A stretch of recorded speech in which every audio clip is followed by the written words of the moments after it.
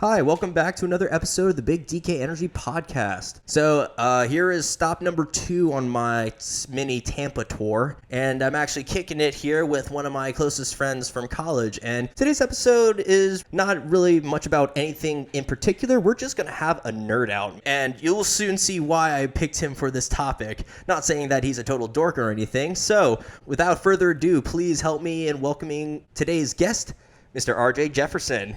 Hey, man, I'm just happy to be here. Definitely glad to be able to nerd out with one of my best friends, Danny K. Absolutely, man. DK Energy, baby. Big DK Energy. That's all we got. Yes, sir. Happy to be here, man. Cool. So you're just kicking it here in Tampa. You're from here, right? Yeah, man. Look at my birth certificate. They say I'm from Tallahassee, Florida, but I grew up here in Tampa pretty much my whole life.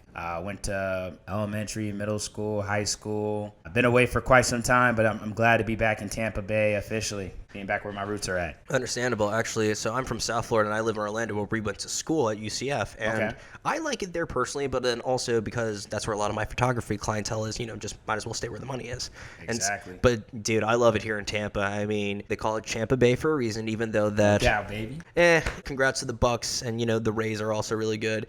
And I will give you respect as a Lightning fan to say I respect the team, even though I'm a Panthers fan, so sorry about that. Hey, man, it's all good. I mean, it's all love for Florida teams, man. We're both on the come up right now. That's right. Panthers are looking pretty hot. Yeah, and the Lightning, they're not on the come up. They've been the come up already. I mean, back-to-back cups. Hey, that's unheard of, man. And it came out of Florida. That's crazy. I feel like that's off brand, but now that is on brand. That's our brand now. I mean, granted, I grew up playing hockey, and so I don't find that surprising because all the snowbirds want to escape and they bring the hockey rinks with them. So that's a good way of putting it, man. Yeah, and I actually played goalie growing up, and so it's fun. It's the reason why I have really big legs besides my genetics, but then it's also the reason why I took a slap shot to the cup.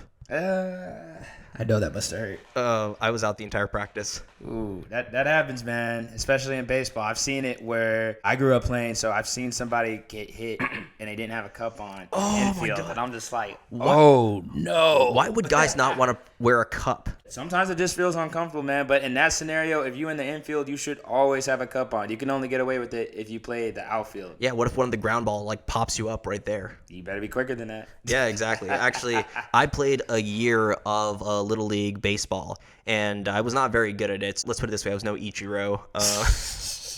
That's a good play to put, man. I mean, all I remember is I made one good thing. I was, I think, shortstop, and the guy at bat, he literally just hits it, and I just so happened to lift my arm up at the same time the ball was coming in, so I just kind of grabbed onto it, and he was out. Hey, there you go. The Little League moments. Everybody always remembers playing Little League growing up. Those are the best memories. Not for me. They weren't. I was more of a martial arts kid, actually. I did more taekwondo, if anything. Hey, that's what's up, man. I always got mad respect for people that do the martial arts, man. That's cool. Yeah, I mean, my mom's from Korea, so taekwondo is Korea's national art or national sport. And so it was just a way to just incorporate ourselves with the culture. But then, we just did it because I guess it was a fad or something like that. And speaking of Asian countries, I mean, I lived in Korea. Didn't you live in Japan? Yeah, when I was growing up as a kid, I lived in Tokyo. My dad had played some ball over there, so I got to live there for about a couple months while he was staying out there. Myself, my mom, and the rest of my family. That's awesome. Sorry, I'm just making sure the cameras are rolling as being by myself. I got to make sure that everything is rolling. So that's pretty awesome, though. So we both know what it's like to live abroad. Oh, no doubt, man. It definitely brings a new perspective. I think getting a chance to not just even live somewhere, but to go to another country just opens your eyes. You get to just see how other people operate. Well, if you go to an Asian countries, their eyes are more closed. Jeez, man. I think I can relate. My eyes are barely open at all times, man. It's because of your time there. Oh. Didn't you learn some Japanese while you were over there? I learned a little bit, but they were really helpful and very friendly. I mean, most of them pretty much know English, so they were... You mean English? I'm just kidding. Jeez. Okay, I'm done with the Asian jokes. Or just for now. For now, man. This dude's a savage. But actually, it's not that I shunned my Korean culture. It's just that, I grew up in the States. And so all of my Korean family's, of course, in Korea, besides a few cousins in Washington, D.C. And so my mom, unfortunately, passed away. So I never learned how to speak Korean growing up. But it was really the death of my grandma, my halmoni, that really set off me wanting to learn Korean to at least get someone in my culture. So I just downloaded Duolingo, and I'm pretty far in it. I mean, of course, I can send only very small text messages to my aunt, but about 2 years ago, I wasn't even able to read Korean. And so, it's just kind of compounding. No, that's awesome, man. I think the effort is what she probably gains the most out of those conversations with you, is that you're making an effort to want to communicate with your family, because they definitely want to talk to you every day. Like, just from culture to culture, people taking the time to learn another language, that way they're able to keep that connection going. I think that's huge. I commend you for doing that, man. That's awesome. Domo arigato. Even though that's Japanese, but that's probably one thing you remember. Oh, no doubt, man. It's too easy. The basics I know, but, don't try and get me in a full-length conversation. I can't do it. Do you know how to curse in Japanese at all? I know that's always one of the go-tos for anyone wanting to know another language. I mean, everybody in anime pretty much knows the generic ones, or stuff like that. Oh, true. I actually don't know a lot of insults in Korean, but I actually taught one to another podcast guest, and it's 입 닥 쳐라, which means shut the fuck up. Ooh, damn. So, 입 choka. 입 닥 cho ra. Ra. It's like an L/R syllable. It's like, how Japanese, they don't have any like L. So it's, it's kind of an LR thing where it's like, it's not Rengoku, it's Rengoku or Rengoku. Ooh, damn, man. That's actually pretty solid. Appreciate it, man. Thank you. Honestly, I do Japanese lessons while I'm watching anime. All I know is Nani? And speaking of that, we are nerding out today, so of course anime will definitely be in the basket for today's grocery list of topics. No doubt. So, where was your first exposure to anime? I'd say the very first exposure to anime would have to be... I feel like everybody across the board at one point or a time when they were kids started watching Dragon Ball Z. That's one of the god tier animes of all time is Dragon Ball Z. But I remember being a kid watching Saturday morning cartoons. And I remember Metabots. Like, Metabots was one of the oldest. Shit. I know, right? Metabots, Metabee and that whole crew. Like, that was like one of the first anime I watched. Was Beyblade in that lineup? Yeah, Beyblade was in the lineup too. Let it rip. Let it rip. Like, the OG crew. Everybody would watch that. Everybody wanted to buy a Beyblade, or they would try and bring them to school. Like, when I used to substitute teach a lot, I still see kids bring them to school, and I'm just whoa, what? Y'all still do this? And they're like, you had this when you were a kid? I'm like, yeah, these Beyblades are older than you. You have no idea. So it's crazy, man. So, yeah, those were my first experience with anime. And then just as I grew up, you're going to grow out of watching cartoons, but I just never grew out of watching anime. So I just changed it up. We're watching more adult versions of it. I mean, you got people that are still watching it today, or everyone's coming out of the closet showing that they love anime and they've been watching it. So it's cool. Right. It seems like it used to be such a nerdy thing where it's just like, wow, if you do that, we associate you with smelly people. Although I'm not going to lie, a lot of those people do not wear deodorant. They do not wear deodorant. I've been to the movies. I see them. I see them out there. I'm glad that I was in the theater by myself when I watched the Demon Slayer Mugen Train.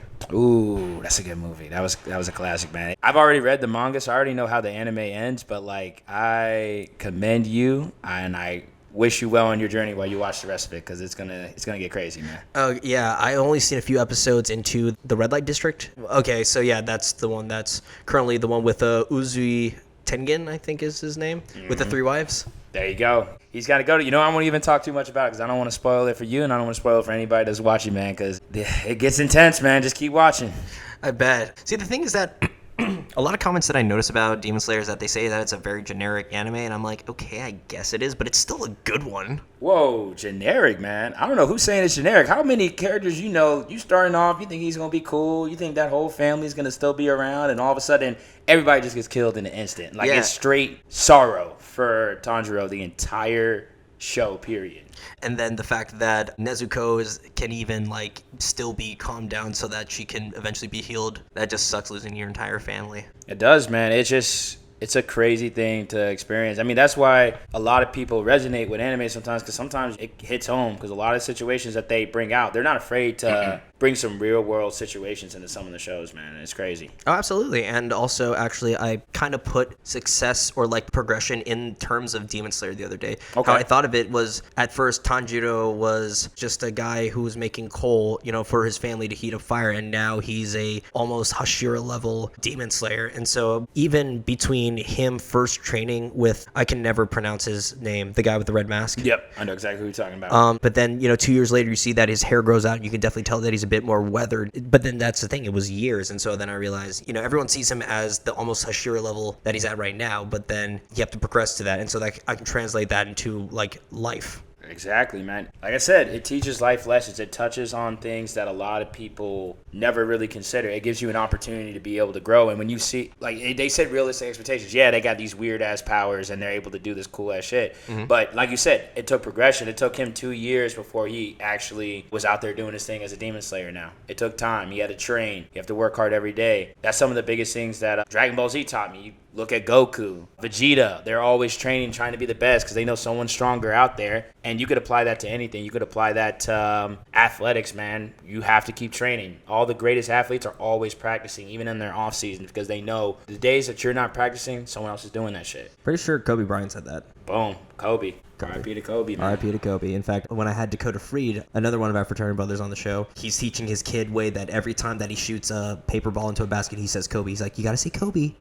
So that's a good father right there. It is, man. Dakota's a great guy, man. Definitely someone I looked up to and still do to this day. I agree as well. And who's your favorite character on Demon Slayer? Shoot, I gotta give it up to Tanjiro. I love Tanjiro, man. Like, he's always extremely positive despite everything that goes on. And even though he has like so much pain and everything else going on internally, he's able to have a great outlook on life and he's still able to help the people that are around him. And he always finds a way to solve the problem because if not, then he'll perish. And so you just got to think quickly on your feet and adapt because sometimes your main mode of attack isn't going to work. In fact, the definition of insanity is doing things over and over again just to expect the same result. Exactly. Or hoping for a different result. There we go. There we go. It's like hitting a hammer on a hammer. Correct. So, Tanjiro is awesome for all those reasons, but I always am that guy to try to show another character love. Okay. Except the thing is that I don't think I can actually fully like somebody, but I would say that I think Sasuke is pretty dope. No, sorry, not Sasuke. Inosuke. Inosuke. Oh.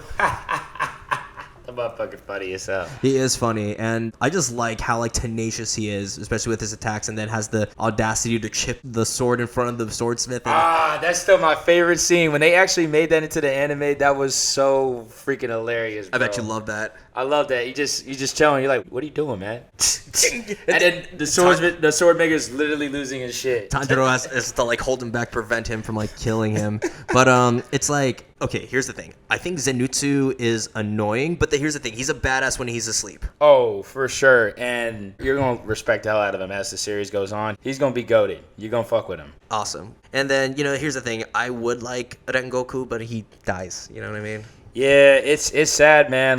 He was definitely strong as hell and definitely could have been in the series a little bit longer. I don't like how they did him, but it had to happen. It was a lot of character growth for everybody else. Unfortunately, in order for a story to be good, one of the main characters has to die. It's kind of a sad reality. And also, I looked at some lore of Demon Slayer. Spoiler, unfortunately. Yep, spoilers. Spoiler, guys. It's Akaza is really powerful, but it's sure, he's a demon, but then at the same time, he's not a bad guy. Nah.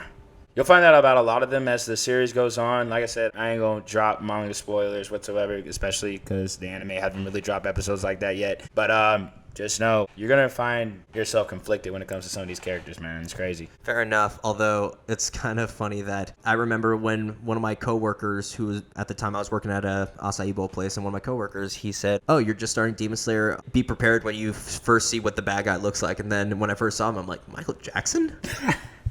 Yo, that dude is the only villain in that show. That's the best way to describe it. It's he's got a whole bunch of minions, and they all suck just as bad. But remember, there's only one villain. There's only one dude out there making everybody into demons. Another spoiler, but when he pokes his finger into that woman's forehead, actually, so speaking of gross stuff happening, I watched Dragon Ball Z up until Cell's first form. Okay. Because honestly, as a kid, I saw him absorbing things with his tail, and I got so traumatized that I shut it off and hid behind a corner. And every time that I tried to watch the show, I would literally just peer behind a corner to see if he was still on the screen because I thought he was going to come out and absorb me. That Saga's no joke, man. He just looks so ugly. He's so ugly, and the way he was absorbing people, I'm like, yo, what? Pause. What? Yeah, I'm not, Cell's other forms I'm not scared of because he has, more of a face, but that thing over his thing, then, his slit eyes, I'm sorry, it was just a grotesque combo. Oh, man. And then you got to talk about the classic scene from the Cell Saga. Is literally Cell that makes the mistake. He decides to kill Android 16, and then all of a sudden unlocks Gohan's true potential. Dang. So it's like I know about Dragon Ball Z and I look up the lore here and there, but I can't relate with like scenes. Although I do remember Trunks being a badass. Oh, Trunks was that killer, man. I remember growing up as kids playing the Budokai games. Just the fighting games in general, everybody had to run into Trunks. Everybody loved playing them, or they would use the burning attack. I know if viewers out there can relate, but Dragon Ball Z Budokai was that game, bro. Yeah. Oh, and also I remember one year for my birthday, my dad, he had a coworker who did art, and I got a framed thing of Piccolo. Oh, nice. Piccolo goated. Best father ever. Namekians are what they called, right? Yep, Namekians, you got it. Goku pulled up and was invited to the barbecue. Literally invited. He's a terrible dad, but Piccolo, he picks up the slack, bro. He is a terrible dad. Actually, speaking of terrible dads, have you ever heard of Baki? No. I've seen it on Netflix. I haven't really had a chance to watch and really get into it, but I've seen a couple clips, and that main character, a savage, bro. He'd be talking all this smack, and then he beats the shit out of people. It's so crazy. You need to watch that show, and when you do, you have to look out for his dad. I'll just put it that way. Another anime deadbeat dad. Oh, it's more than that. I'll show you a clip later. All right, bet. I'm gonna watch it later. We'll reconvene on this conversation later. Absolutely. So what are some other animes that you like? I really gotta think about it. What are some good ones that I think one good one that I could talk about right now is Guilty Crown. That's a good one. It's one of those apocalyptic scenarios where basically this cancer disease is getting passed out, and main character basically is genome. It's crazy. I don't even know how to really describe it, but Guilty Crown's a really good anime that I used to watch back in the day, and I circle back and continue watching it all the time. Definitely recommend people watching that one. Attack on Titan is that mainstream great one. What were you about to say, man? I was about to say, I've not seen season 4 yet. I know it gets nuts. See, one thing I noticed about Attack on Titan is it is one of the only few, or maybe even the only anime that I noticed that does not have a horny character.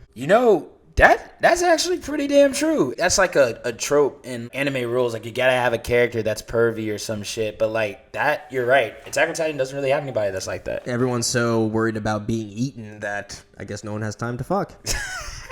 That's the best way to put it. You can't really fuck if you get eaten, bro. Oh, speaking of deadbeat dads. Ooh. Yeah, that his dad. His dad. I'm kind of indifferent about Aaron's dad, bro. Like, you gave your son powers to be able to do some shit, but like, that's kind of wild. And I'm not even trying to spoiler. You gotta watch the show, but like, that whole family is just crazy. His interaction with his kids is insane. Yeah, more spoilers, but like Zeke, I was not expecting that. I was not expecting that from Zeke. When I realized that about Zeke, I was like, well, now I'm conflicted. Now I don't know who I really want to root for right now, bro.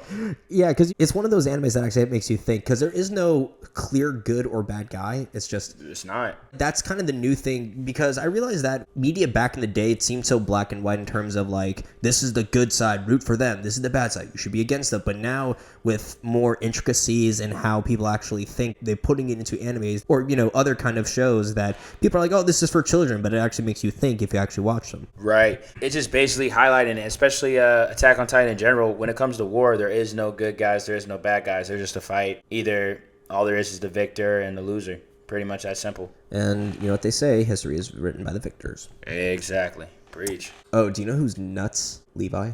Levi pretty freaking goated, man. Ain't nobody fucking with Levi. If Zeke is afraid of him just in his Titan form, he's like, yo, I'm not fucking with him. He's gonna kill my ass. You remember that scene, dude. He murked him. Wasn't even close. He just straight up was like, yep, I'm about to fuck you up. It's like, oh, now you're dead. Like, nope, I'm not dead. I'm gonna kill your ass now. Which Titan was it? The one that was on all fours and had like a really long face? I think I want to say that's the Rider Titan. I don't know if I'm saying that right, but I know exactly which one you're talking about. Fucked him up. No one's fucking up with Levi, man. Levi gonna kill your ass, bro. Yeah, it's unfortunate that so much of the scouting regiment had to go like that. I mean, speaking of baseball, just when I saw that motion, I'm just like, oh my lord. You know what I'm talking about. Yeah.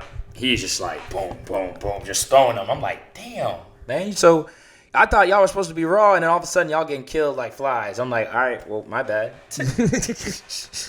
Yeah, you thought they would have like had more ways to get horses like through the walls or something like that, but man, them Titans just make it freaking impossible, man. It's like a never-ending, you're just gonna get fucked at some point. Who's your favorite character in Attack on Titan? My favorite character in Attack on Titan, I have to say, is a tie between Armin and Levi. I like both of them characters. I think we could all agree we don't really fuck with Aaron. Aaron, be getting on my nerves sometimes. But like, I like Armin. Armin thinks on his feet, uses his brain. I like that type of character. And Levi's just badass. Nobody's fucking with him. Like, boxing everybody.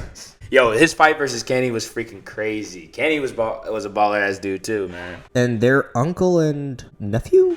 Yeah, something like that. It's crazy, man. That's what I'm saying. The interactions and the stuff that all these characters had to go through is crazy, man. Just shows the people that create these shows got super imagination. Props to them. Yeah, I mean, these are like really original ideas because, not gonna lie, a lot of American stuff, it's a lot of rinse and repeat. Yeah, man. A lot of content can get pretty generic. That's another reason why I really got into anime was because they kept coming up with stories that I never once in a million years could ever think about. I would never think of you're trapped in the walls and you're trying to live and survive and not get eaten by these giant creatures. Or you're training every day, but you have to keep fighting different warriors and you can transform and you're part of this race that's like only built to fight and conquer planets and stuff. Or you're living in a little bit of a society and all of a sudden demons are haunting and you got to go hunt them. Like all these different ideas, they're incredible. You can only do it in cartoon forms and stuff like that, but not even that. Like, you know, other cultures just sometimes I feel like they got better ideas than we do. I mean, we're talking about even their live action stuff can be kind of cool. Oh, absolutely. You know, I'm kind of iffy when it comes to live action. Like, I saw little clips of like the Attack on Titan live action. I was like,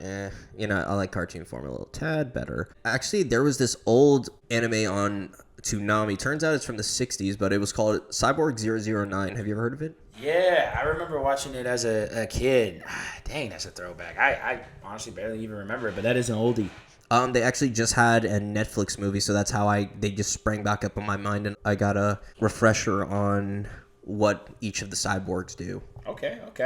And I will explain that in the next segment. Hey, sounds good to me. Yeah, so the powers for each of the cyborgs. Number 1 is a Russian baby, and his powers are telekinesis. 002 is an American jetrink, or as they say in Japanese, jetrinku. He has boosters in his legs so he can fly. Number 3 is a French girl. I forgot what it was, actually. Number 4 is a Chinese chef who can breathe fire. Number 5 is another American, but he's a Native American, and he's the biggest, strongest guy, so he can turn his skin to steel. 007 is a Kenyan who can breathe underwater. Nice. 008 is a British marksman. And number 9 is a Japanese half American, you know, American dad guy who can slow down time by clicking a certain sensor in his teeth. Nice. It was a pretty dope anime, not gonna lie. But so besides being nerds about anime, we're also nerds about hip hop, aren't we, RJ? Yep, that's right, man. I'm a big rap head. Just anything hip hop in general, I'm about it. So what's one of your favorite eras of hip hop? Man, I think one of my favorite eras would probably have to be the early 2000s, man. I think that's where, you know, a lot of us just grew up and really got into it. Like, it's crazy. That's where it really bloomed, I feel, because, of course, that's where things were kind of just, not regenerating, but they were just starting up. Like, one thing that I noticed about music now, it is well more mixed and better produced than the songs of the 2000s. Cause, oh, no doubt. Because it's songs of the 2000s, not going to lie, some of them kind of sound like they're not trash beats, but like they're jokes of some sort. Yeah. And I don't know why I get that vibe, but it's like, of course, they had to learn and, you know, refine here and there. But who were some of your favorite rappers from the early 2000s? My favorite rappers from the early 2000s, from that era, of course, I'd be amiss if I didn't talk about Andre 3000. Outkast in general, they were my favorite group. Andre 3000 is my favorite lyricist rapper of all time. Jay-Z, of course. You can't talk about early 2000s without talking about Kanye West. Definitely one of the greats. Another good one, Busta Rhymes. Busta Rhymes is one of my favorite rappers. I love his voice. Fabulous was up there too at one point. I'm trying to think of a couple more. T.I. had it back then. He was really on fire. T.I.P. Tip. You know, he had it going on. Young Jeezy, that was one of my dad's favorite rappers. So he would always have it bumping in the car. Yep, Young Jeezy, man. I'm a soul survivor, you know. Of course. Oh, speaking of that, would you consider Akon a rapper? Nah, he's straight R&B. I mean, he's just different with how he does it, man. But Akon is his own league, man. That's straight R&B right there. And then also, we got to talk about T-Pain. Oh, T-Pain, Tallahassee Love, man. I was about to say, like, he's a Tally boy. Yeah, man. Tallahassee born and raised. Known as the Tallahassee hero for a reason. Everybody knows him. Actually, my cousin met him once because my cousin worked for NPR at one point, and she was at his Tiny Desk concert there. And so I remember she posted a selfie with him. I was like, because he didn't have a top hat on, I was like, who's this guy? Then I'm like, wait a minute, that's T-Pain.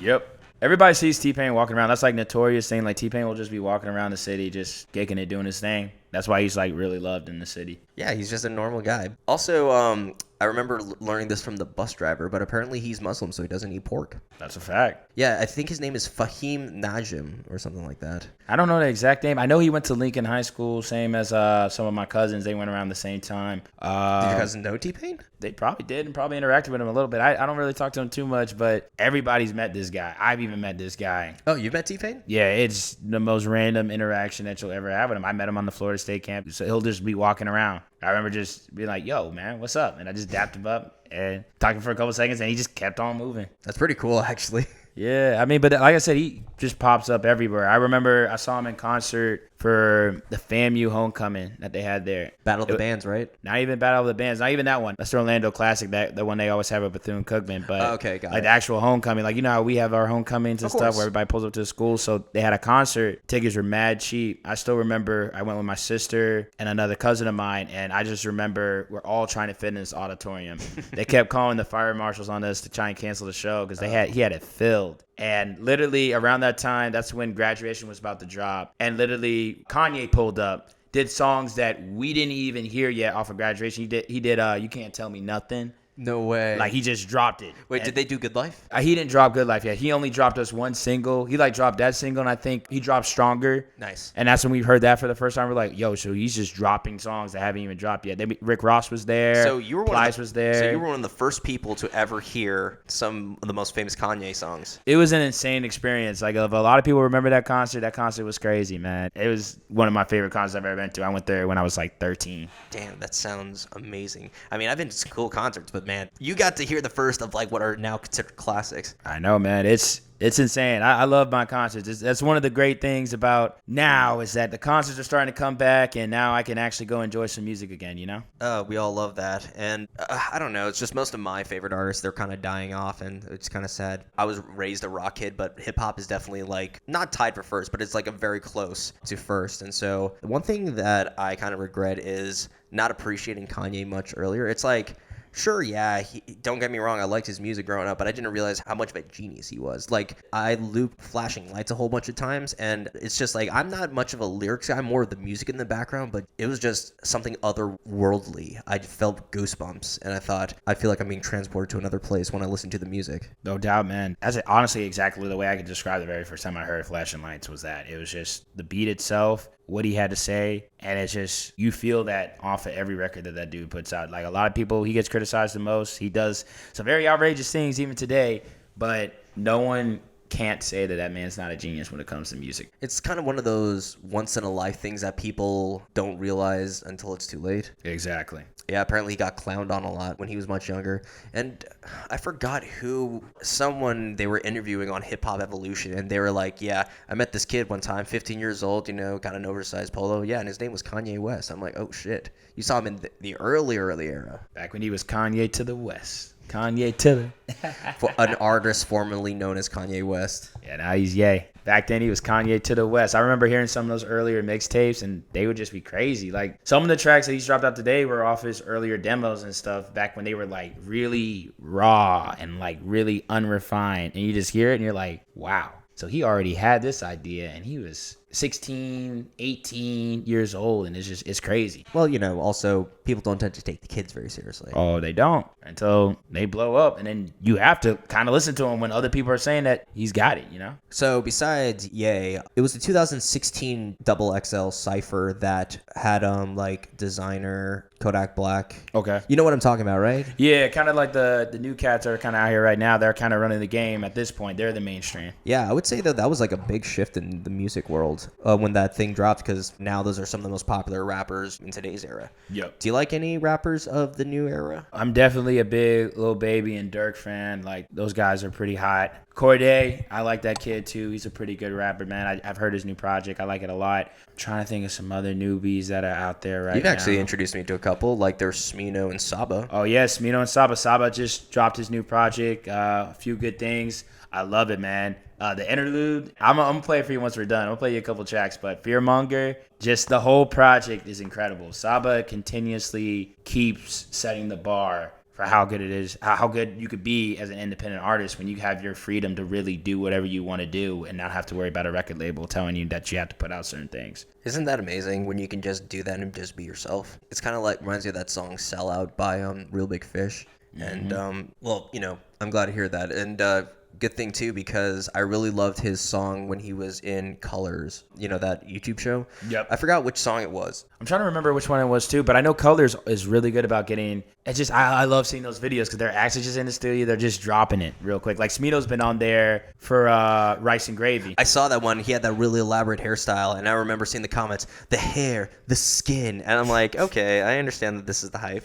Oh man, but Smino's pretty on fire too. I'm waiting for him to drop another album. Yeah, Netflix and Duce is great. But actually, I introduced you to her, but Gavin Turek was on Colors. Nice. And I think she's beautiful, but she also has a beautiful voice. Yo, there's some great female artists that are out there putting the R&B kind of smooth vibes. I know not a lot of people are really into that anymore, but I don't know. I feel like some people are more of a Saweetie pop vibe or something like that. I mean, she's cool and she's very talented. Don't get me wrong, but I just think people are missing out on a couple other genres. They should dig a little bit deeper and really get into music like that, you know? Don't get me wrong, Meg Thee Stallion is a force, but then again, she's a force, man. But then again, body yaddy yaddy yaddy yaddy yaddy yaddy. Hey man, hey, don't knock the classics. I like that song. Like, that plays at the gym. Kind of feeling myself a little bit. I'm like, all right, okay, Meg, I see you. I could just imagine just everybody wilding out to that song. Also, it's definitely a twerk song. Oh, it definitely is, man.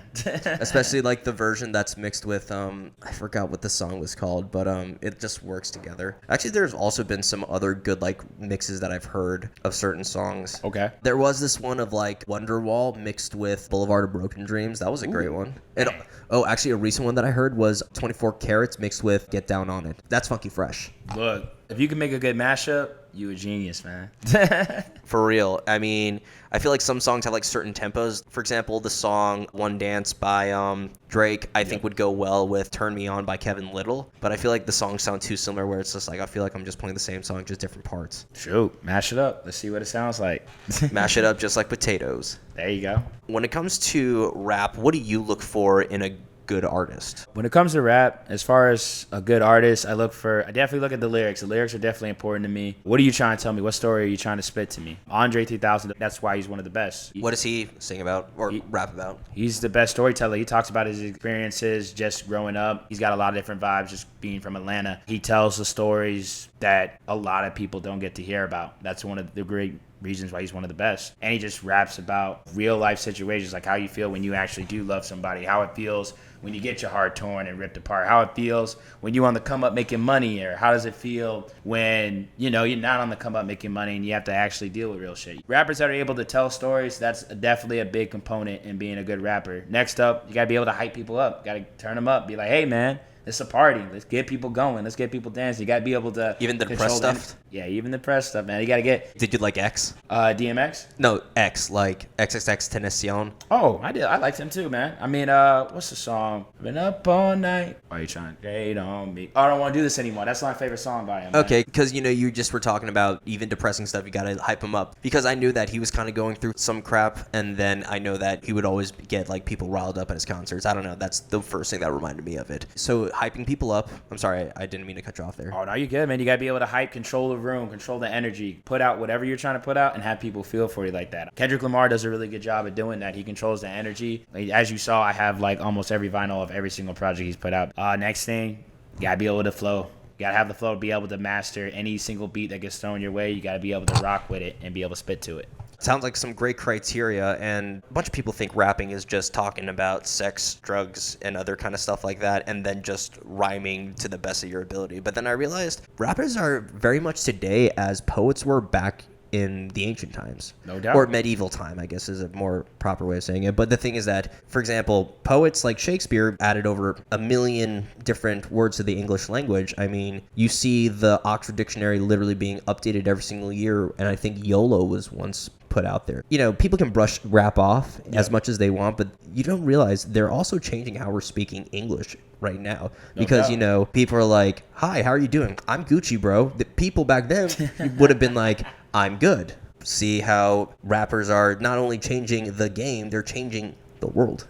No doubt. Slang has always been really cool. it kind of highlights where you're from too. Like certain people speak a certain slang. If they're from Florida, they speak a certain slang. If they're from Texas, Atlanta, New York, Cali, you name it, man. And it makes it kind of fun to talk to people, man, because it's just cool if they understand exactly what you're saying. So slang is awesome. It's definitely fun when you get to use it in conversation, especially with your best friends. And when people like look at you like you're crazy, like, what the hell are you saying? You're speaking a whole other different language to me, especially the old fogies, man. They don't even know that shit. The old heads. Friggin' old heads. Anyway, so yeah, it's kind of weird to hear like some of the things that our parents used to say. Oh, no doubt. And then, because did you know that a Hummer was another euphemism for a blowjob? Oh, yeah. I've actually heard that before. I had to think about it for a second. Yeah, I actually did not know that. And so, yeah, when they said that, I was like, oh, great. Now I can't think about Hummers the same. Shoot. Well, it's a good thing they discontinued them. Now they have the Humvees for the military, but that's something completely different. Brand. Yeah, hold on. The camera's crapping out on me. Okay. Think it's just from being outside? I think, or it's also being overworked or something like that. Gotcha. Hey, you a busy dude. You putting in work. Yeah, it's just put in the work sometimes, kind of. It's way more than I sometimes even bargain for, but you know what? I love it. And I don't know, I just feel like saying you love something, it doesn't sound bad, it just sounds very whimsical. I mean, you happy to be here doing what you love. All right, you know what? That's fair. And plus, we're talking about cool stuff. The best moments are had when you're having fun with your boys, man. Yes, sir. Having fun with your girls, shit. Exactly. And that's what happens. And then you can kick it with your friends and then speak your slang, just as we were talking about. Like I said, it's crazy. What's a piece of slang you've learned from a rap song that you've used your entire life? Shoot. You weren't ready for that one, weren't you? I wasn't ready for that one. That's actually a pretty good question. I haven't even thought about it. Mine is Becky. Becky. I bet. Or I did not know potato was another word for suppressor. Potato on a barrel. I guess dope. I've used dope my whole life. Dope is something I've gotten from songs. I say dope. You hear me say dope all the time. Wasn't it a movie too? Yeah, it's a movie. Great movie. Classic. Recommend you go watch it if you haven't seen it. I've seen the first parts of it. There was this other movie that I watched with Childish Gambino, and he was like part of like a dumb mystery squad, and they were trying to solve a mystery, and it led them to a strip club. And I know, it was one of the indie movies he did back in the day. Exactly. Yeah. And there was a ring inside a bathroom, and unfortunately it wasn't clean for a long time, and I still remember the guy just putting his whole hand in just to get the ring out. I'm like, oh, I'm never watching this again. Jeez, man. That's a oldie. That's a classic, man. Yeah, but speaking of classic, Childish Gambino. Childish Gambino is a genius. That's one of my heroes, man. That dude is like the new age Jamie Foxx. He can sing, he can rap, he's a comedian, he can write. Literally, what can he not do? It's the real question. That man's talented. Yeah, it's kind of unfair when you list things out like that. It's just like, God damn. Look, man, dude first popped on the scene. He first was on my radar when he used to write for 30 Rock back in the day, man. Oh, I didn't know he wrote for them. Yep. My first exposure to him was when he was acting in Community. Oh, yeah, Community is a classic. 6 seasons in a movie. Barely. But definitely Troy and Abed in the morning. Miss that stuff, man. Honestly, like shows like that, sure, they have their laughs, but honestly, I got more enjoyment out of the cartoons, like you were saying. And so, even though this was live action Power Rangers and like... Oh, Power Rangers was Mighty Morphin Power Rangers. Everybody was about that game, man. Yeah. Actually, speaking about our trips abroad and actually, how that kind of expanded our world culture, there we go. Actually, I remember first watching Sailor Moon when I lived in Korea when I was younger. Oh, yeah. Everybody was on Sailor Moon. It didn't matter who you were. You watched that. Also, what I've noticed is that anime and hip-hop have been, like, collaborating with some kind of stuff where, like, I've been seeing more of, like, a Japanese aesthetic in the hip-hop scene. I don't know, like, if that's just a coincidence, but... It's no coincidence, man. Hip-hop and anime have been heavily tied together, just as, the cultures in general. Like, it's just like... I know I might be making an assumption to say this, but I've seen this just in the black community. Black community has always had mad respect for Japanese culture. And in turn, Japanese culture has had a lot of respect for African-American culture. So we've always dipped our hands in each other's pots.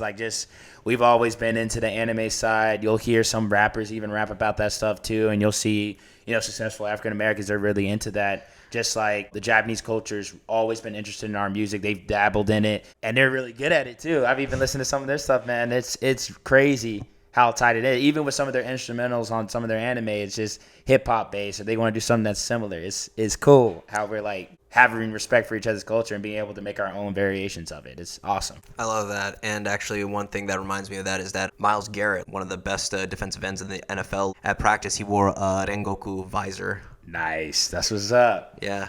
He kept his. How's it go? Keep your heart alight or something like that. Something like Keep that. your heart ablaze. There we go. There you go. So rapping, culture, and anime. You never thought those two things would go together, but like you said, they just kind of intertwined in some kind of way. Plus, I've been noticing in I forgot what music video was, but when I read it, it was based off Akira. I think it was Stronger by Kanye West, actually. Yep. That's I think Kanye says that's like one of the animes that really inspired him about just a lot of his different directions, especially for that album in general. Like he gets a lot of his inspiration from anime. He's come out and said that several times. What's your favorite Kanye West album?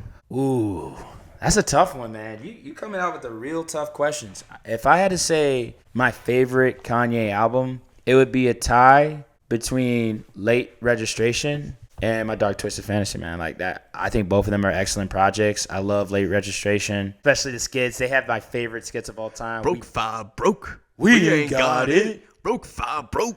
We broke. Broke five, broke. We ain't got it. Broke five, broke. We ain't got it. Ain't got no money. Ain't got no cars. Ain't got no something. Can't get no hoes. Bro. Oh man. No. Boom, boom, boom, boom, boom, boom, boom. Ding, ding, ding, ding. Drive slow, homie. You better know, homie. You better pump your brakes and drive slow, homie.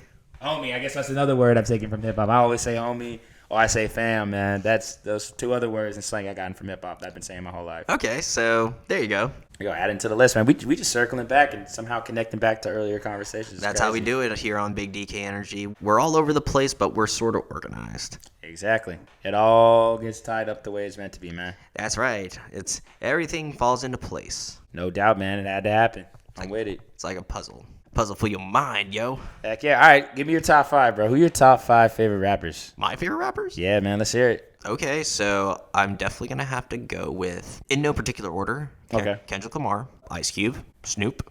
Can I do whole groups, or is it like... You could do groups. You know, I won't even say, I guess across the board top 5. If you got to give me 5 that you wanted to listen to Wu-Tang right now. Okay. And it's kind of a tie between A Tribe Called Quest and personally, even though he's not really much of a rapper, I like Dr. Dre. I mean, he's more of a producer. Like, not that he's not a good rapper. It's just... I feel that. Yeah. So that's my top 5 across the board. Gotcha, man. I know Wu-Tang, gotta love Wu-Tang. You love hip-hop, and you have dabbled in Wu-Tang Clan at some point, and you had to have heard Triumph. Triumph's my favorite Wu-Tang Clan song of all time. That is the ultimate cypher, bar for bar, where everybody just goes in and murks that shit. Oh, wait. That's the music video where they all turn into bees and that? Yeah, that's the music video with the bees. You got it. And then it literally starts off with Inspector Deck just killing that shit. Best intro of all time. A bomb atomically, Socrates' philosophy and hypotheses. Can't deny how I be dropping these mockeries. Lyrically perform armed robbery. Okay. I think that's how it went. Yeah, no, you got that. That was bar for bar. I'm actually very impressed. Sure. Oh, thank you. It took me so much because they just do it so quick. They're really great. Actually, my dad liked them growing up because they're actually from Staten Island, where my dad's from. In fact, Shaolin is another name for Staten Island. There you go. Yeah, man, this is a very fun talk, man. I'm glad I'm having this. You know, it's cool to just have, of course, guests with some kind of structure, but this is just a fun talk, just to shoot crap. No doubt, man. It's cool to shoot the shit, especially with a homie, man. Awesome, and we're about to do that even further in the last section of any Big DK Energy episode, which is one of my favorites, or actually, I guess my favorite, the bonus question round. And it is 10 questions that are handcrafted for you, but none are inappropriate where it will keep you from being barred from any kind of job. I appreciate that. Of course, everyone's got to eat, brother. Everybody's got to eat. Everybody eats. Everybody drinks. That's a fact. And everybody get prepared because are you ready, Mr. Jefferson, to answer these questions? Ready to do it. Excellent. So, question number 1. If you could live in any anime universe, what would it be and what are your powers? Okay, if I could live in any anime universe, that is an insane question. Off the top of my head, I pick One Piece. I think One Piece would be pretty dope. I want to have some type of devil fruit powers. I don't really care about swimming, but I want to have like some speed fruit or some Alogia type. I have like wind powers or something. I don't know. That'd be pretty dope. That does sound pretty dope. I don't know why, but that kind of reminded me of this one anime called Bobobo. Bobobo. That crazy ass dude with the yellow afro, man. Dude, that whole show was a fever dream. Yo. Anyway, number 2. If you could build a squad of your favorite cartoon characters to be badasses with, which 4 characters do you choose? Okay, so I have to build a squad, and basically they're my crew. And we just be fucking shit up, right? Yeah, either fucking shit up, saving the planet, whatever you do. But you guys are like an elite group. Definitely want Piccolo on the squad. Piccolo's like my ride or die. He'll help me out, bro. He'll hold it down for the crew, and he can box. Definitely gotta have my boy Luffy. Luffy will keep things fun and light. I might have to worry about him getting me killed, but I'm gonna let Luffy hang with me. Killick run from Soul Eater. Definitely want Killick to be on the crew, man. Like, he's gonna roll with me because he's just chill, but he can also hang and can throw the fist too. Oh, and it's cartoon characters. It doesn't have to be anime. Oh, it doesn't even have to be anime? Ah, dang, man. All right. Let me pick an actual cartoon character. If I had to pick a fourth cartoon character to hang out with me, man, this is really tough. I expanded the pool too much. Now I'm getting a whole bunch of ideas. I would pick, I pick Peter Griffin. I just feel like it'd be very interesting to have Peter Griffin as one of my friends. Oh, no. That's Cleveland. I tried to play you off. You Peter, okay. I'm Cleveland, man. Oh, sorry, Cleveland. I'm sorry you had to deal with it. It's okay, Peter. Sometimes you either win or you lose. Hey, you want to get drunk at the Clam? Oh, for sure. The Clam. Hey, guys, giggity. I love it. Anyway, number 3. You're creating a festival. Who are the 6 main acts, and what are you doing to party afterwards? Oh, damn. So, like my own music festival or just festival in general? Your own music festival. Okay, so my own music festival. If I ever did have a music festival, I'd just call it, I'm just happy to be here. That's like the main thing I always say.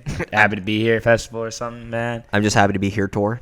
I'm happy. Hey, there you go. I'm just happy to be here tour. Basically, you come as you are. It's basically you're going to be relaxing, good food, good drink, good vibrations. If you want to partake in whatever, just kick it, man. I think you said 6 acts? Mm-hmm. All right.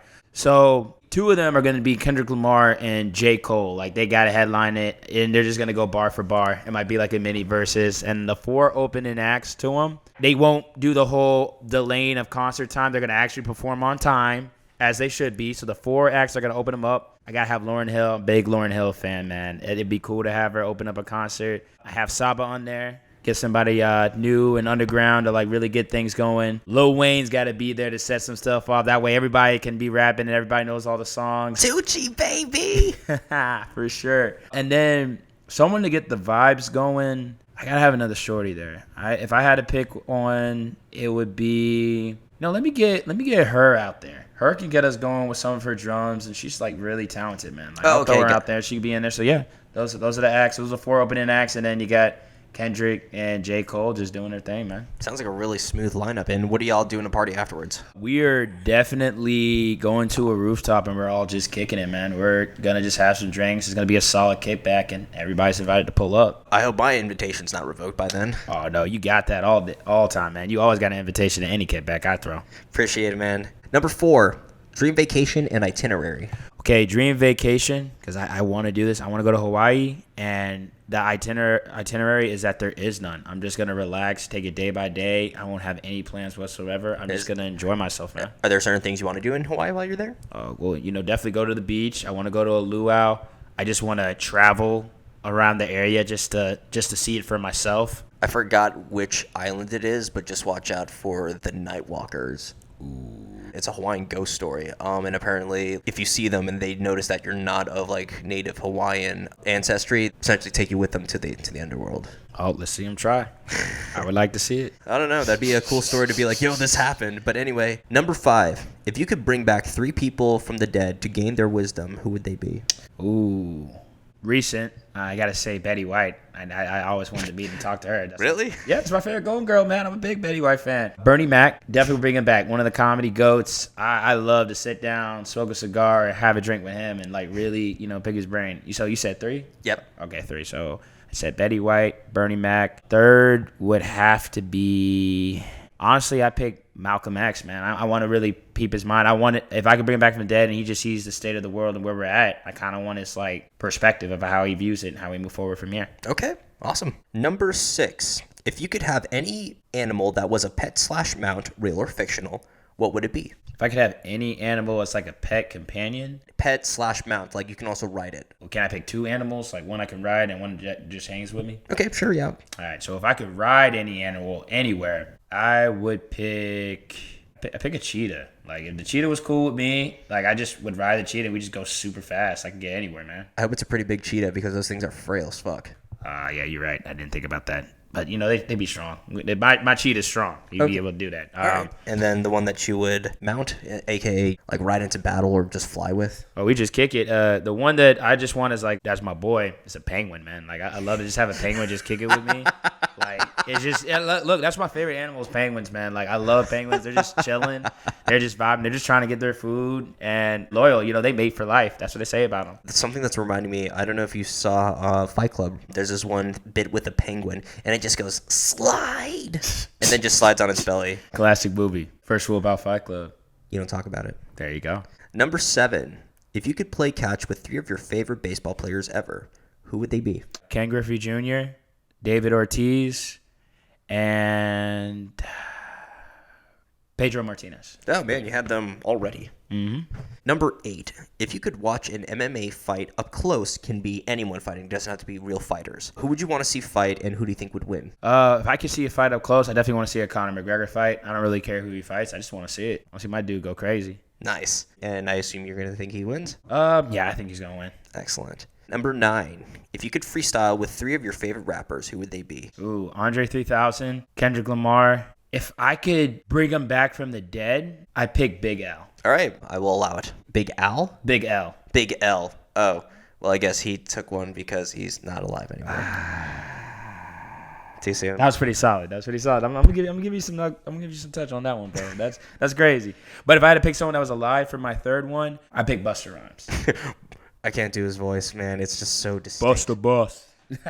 It's like really deep and I don't know, just really just gruff. Oh shoot. And then number 10. I asked this to everybody, but the answers always vary. And it is, what is your best, most recent accomplishment? I guess, getting to a position where I'm in right now and just being able to, prosper and finally have a role in kind of operations and what I do. And I feel confident about what I'm doing. And that's something that I haven't felt in any of the jobs I've done. I used to have a sales background, and now I'm doing a job that, it's a lot on the workload, but I enjoy it, man. I think that's like one of the biggest things I think I've accomplished is finding something that I found a realm where I think I can really thrive in, and I can do what I got to do from there, to say the least. Other than that, being able to move out here, this is my spot.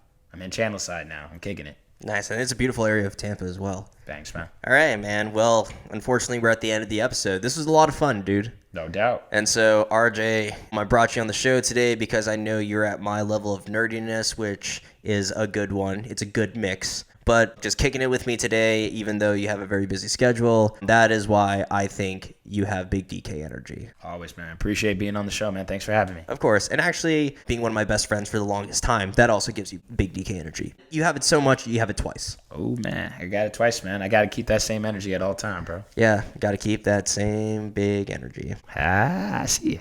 Yeah, that was cheesier than Wisconsin. Anyway, so if you want to go follow my boy on Instagram or any kind of channel, I'm going to put his socials in the description box below. Also, be tuned to see him as a repeat guest on some more episodes in the future. So with that all being said and done, anything else you want to say before we head out? Hey, man. All thing I'm going to say is to be continued. Find out next week on Big DK Energy. There you go. Find on the next exciting episode of Dragon Ball Z. So with that all being said and done, I'm Danny K, and we're signing out. Be easy.